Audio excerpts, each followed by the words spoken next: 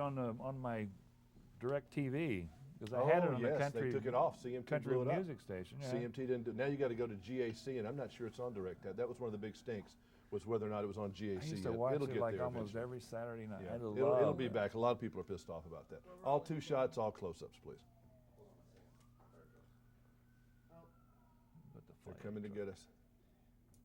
Sorry, you wanted a 2 shots? All 2s, yeah, with me. They heard the yodeling. Yeah.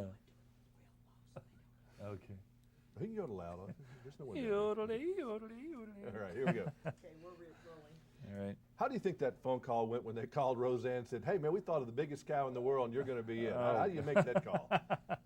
And then with your case, how do they make somebody who's got 10-gallon underpants of all the people in, oh, that's Randy Quaid. Right. I don't know, is that a good thing? Well, I don't know. It's a good thing for this movie, I suppose. But I love the character, and I didn't really know what the character was. They just told me it was the bad guy, and I don't think they had really like formed the character. I was going to say, I don't think they knew what it was either. Right, no. They kind of, you probably of all of the voices had to come back to the factory a couple times. I did, yeah, because it's very important to get the villain right, especially for young kids. You know, 'cause you don't want them to be too scary, frightening, and at the same time you want them to still have that element of that threatening element. So we did, you know, have to finesse it a little bit over the years. Well, it worked out good. And this guy got to yodel now. Was that your idea or was that theirs? No, that was their idea with the yodeling bad guy. Yeah, the yodeling with the cows, and luring the cows with his yodel, and it really works for a Western of this type. This is like an old classic style Western, and you can just hear the Sons of the Pioneers, and you know, in this case we have Katie Lang and. Now we have, Bonnie you know, Raitt. you watched the Grand Ole Opry. I know that until they took it off satellite, you were watching it. There was a lady named Margot Smith who's a great yodeler. Yeah. Now she could probably need a duet partner. We'll probably go for that. So could you yodel something for Margot here, who could very well be listening? Oh, I'm Do you have a particular song you would like to ashamed. yodel? Just your yodeling audition, sir. This could be for a $10 million part. So. This is something I'm not qualified to do, but I'll try. Let's see. You see, I yodel yodel. I don't. That's about all I can do. Always like Gene. That's fine. That's fine. I'm not going to yodel with you today, but I do that. Gene Autry was a good yodeler. Yeah, he's my third cousin. Yeah, you know, that kind of stuff like that is pretty good. When you go back and think of all the great movies, you've done what, 90 or close to 100 movies since you've been out here and doing all this. How do you remember them, over whether they worked or who you got to work with, or how's the memory bank work on that?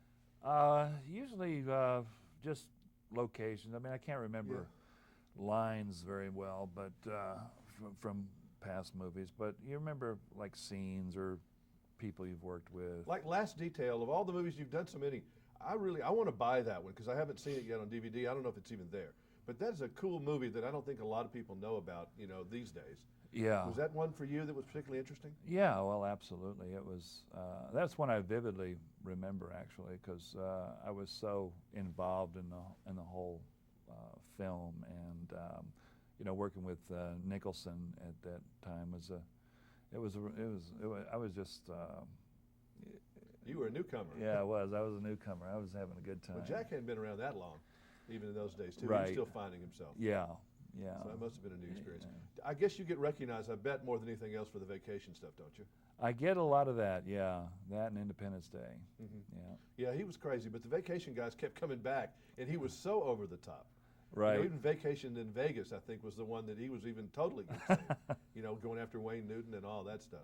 Those kind of parts are fun to play, though, aren't they? They are Because they're so fun. silly, and they're not anything like you, and that really is acting. It's just silly comedy, you know, and you get a chance to sort of let your hair down and just go for it. And I love playing the character, but you know, I like doing the other things too. Do you know when something's going to work, whether or not it's going to be a success, or no? I don't. You don't have a good meter for that. No, there's so many variables between the time you step in front of the camera till the movie comes out that it's really a miracle sometimes when a movie comes out and you go, oh, that works. You know, it's because so many of them actually don't. But you know, like this thing here, this Home in the Range, it really was one of those pleasant surprises.